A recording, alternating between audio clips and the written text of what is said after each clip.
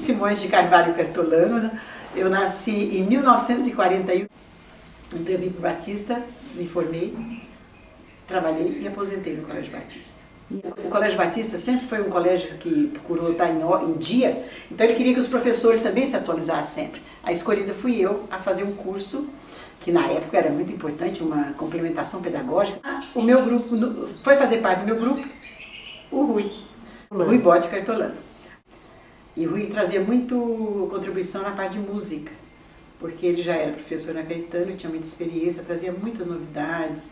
Em 72, foi muito importante essa parte de expressão corporal, tanto que ele estava fazendo um livro, que era a importância da expressão corporal do regente, que, segundo Brown Wisner, foi o primeiro aqui na América, pelo menos na América do Sul e América do Norte, a mencionar esse assunto.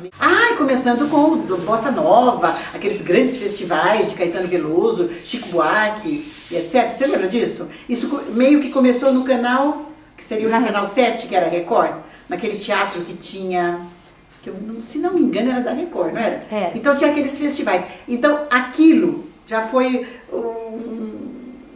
uma coisa assim que trazendo para dentro da escola. Os alunos compunham. Eu tenho, inclusive, uma música de uma aluna, só que eu não sei, eu não lembro os nomes, que até tem a partitura, e que ela é vencedora nesse concurso, e tem até o Rui fez os alunos faziam a letra, o Rui fazia a música, sabe? Eles faziam a poesia, tem muita coisa que eu não sei onde está. E eles faziam esses festivais, tinham prêmios. Os 4, eu não estava na época, mas o Rui me dizia que nesses 4 centenário ele pôde participar, inclusive, com um grupo do Orfeão da Caetano de Campos. E, se não me engano, essa participação foi no pátio do colégio, no auditório da Caetano, né?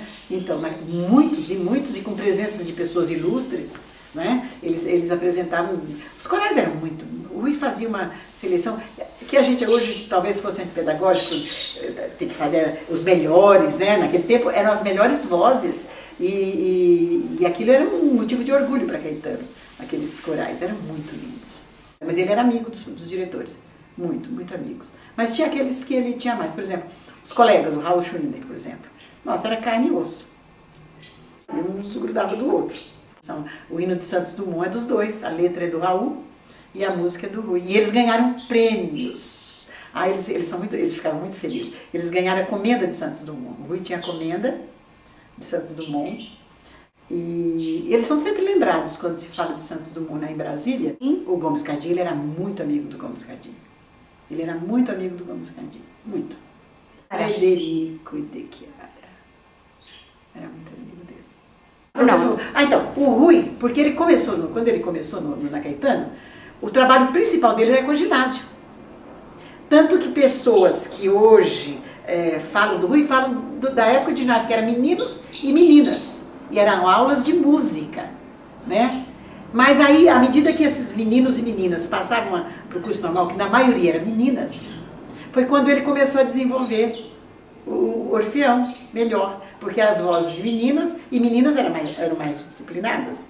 Você sabe disso. E as normalistas, elas tinham todo o interesse de aprender para transmitir às escolas que elas iam lecionar. E muitas que foram para escolas de interior, tipo assim, lá para aqueles cafundó do Juda, tipo Ilhabela, que naquele tempo... Eu me lembro de uma aluna que eu não lembro o nome agora, mas lembro dela ligando para o Rui dizendo: professor, o senhor não imagina aquilo que eu aprendi lá no Orfeão da escola, o que eu estou fazendo aqui na Ilhabela, lá no meio dos pescadores. Querendo desenvolver um trabalho semelhante ao que fazia na Caetano de Campos. E o Rui quase sempre era paraninfo das turmas normalistas, sabe? E elas diziam: meu professor na Caetano, não esqueço. E ele paparicava muito essas coisas. E a Consolação naquela época era uma igreja de elite.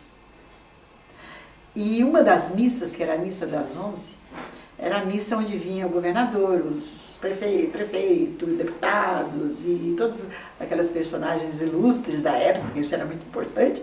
E aquela missa passou a ser assim de uma importância muito grande. Por quê? Porque o Rui, que já era bem moderno para a época, ele deixou de tocar aquelas músicas gregorianas e tal, então ele passou a tocar música popular brasileira e de uma forma discreta. Ele quase que transformava a música popular em erudita para apresentá-la. Mas o Monsenhor Bastos gostava disso. E o pessoal começou a gostar. Então, a missa quase que era uma audição. A Igreja da Consolação era, vamos pôr, entre aspas, a Sala São Paulo de hoje, às 11 horas da manhã. Então, o pessoal, o Monsenhor Bastos mesmo dizia, eles não vêm pela missa, eles vêm pela música. Eles vêm pela audição de órgão. E era um órgão que todo mundo reconhece, né? O órgão de tubos da Consolação é o órgão. Não sei como está hoje, porque a igreja parece que passou por umas reformas. Mas o Rui estava sempre acompanhando, junto com outras pessoas, outros músicos, a manutenção daquele órgão, né? Então, ele dava aula de órgão na Unesp, muita gente. Nossa, muitas pessoas importantes. O Arnaldo Jardim, por exemplo, ele não esquece que o Rui foi professor dele, de piano. Piano e órgão. Muitas pessoas estudavam. Tudo. Ele começava, porque para você estudar piano, o Rui era muito exigente. Tanto que ele se dava bem com professores assim, daquela linha dura, sabe? Era aqueles professores, desde a postura, o solfejo, a expressão corporal, tudo ele fazia questão de detalhes. Mínimos detalhes, né? Ele era muito detalhista. Ele queria perfeito. Ele tinha mania de perfeição. Eu lembro. Se não tivesse perfeito, mas ele fazia. E se ele tinha, vamos supor, 4 horas de registro na carteira, ele trabalhava quase que 24 horas para Caetano. A Caetano era tudo, era a menina dos olhos dele. E ele fazia aquilo, tanto que os ensaios, e ele ia para todo lado, e ele pesquisava, e ele buscava, ele corria atrás, ele ia atrás. E depois eles apresentavam no Museu do Ipiranga, na Semana da Pátria, no Ginásio Pacaembu. Então, pelo fato de ele ser, que na época era muito importante, um menino, né, 16 anos praticamente, vencedor de um concurso nacional de piano, junto com pessoas assim de alto gabarito, né, ele era um menino tímido praticamente. E quando ele ganhou esse concurso, então ele foi muito procurado. Tanto que eu posso mostrar os recortes aí, você já viu, todo o interior, mas pela timidez dele, pela, sei lá, dependência da família, né? Muito família, então ele não ia muito longe. Os recitais quase que se limitavam ao interior de São Paulo, porque ele era de Rio Claro. Então, e a capital federal, que era o Rio de Janeiro, já era um negócio. Então aquilo, e a mãe sempre o filhinho da mamãe, né? Porque praticamente era filho único, porque a irmã mais velha era bem mais velha que ele. E o Rui foi muito família, sempre foi muito apegado, muito tímido. Assim, se tiver, você quer ir para a França ou ficar na cozinha tomando um cafezinho? Eu quero ficar na cozinha tomando um cafezinho da casa dele, na cozinha da casa dele, né? Lógico. Então, tanto que quando Madalena Taliaferro e Guilmar Novaes, que se tornaram amigas dele, né? Nesse concurso, não sei se alguma delas fez parte da banca, não tenho certeza. Mas o professor Cantu, que era o professor dele, também tinha muito contato com a Guilmar, com a Madalena. E quando elas souberam da vitória dele no concurso, logo se aproximaram. E qual foi a intenção? Levá-lo para a Europa.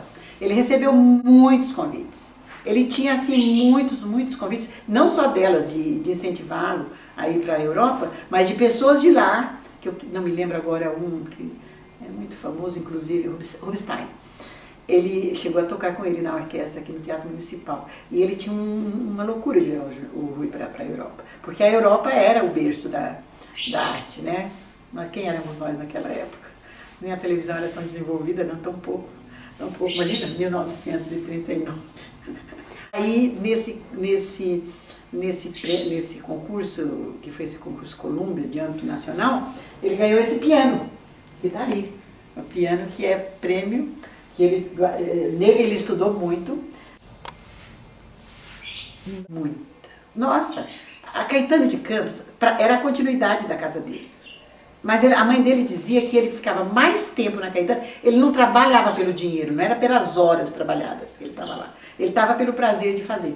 O dinheiro é uma consequência insignificante, que, aliás, hoje, se você botar no papel, é quase que vergonhoso dizer o que era um salário de professor no final da vida dele, né? Porque no começo, um professor da Caetano de Campos ganhava tanto quanto um promotor. Era equivalente. E nós até comentamos isso um dia. E no final da vida, né, quando ele já estava no final do trabalho dele, ele quase que pagava para trabalhar.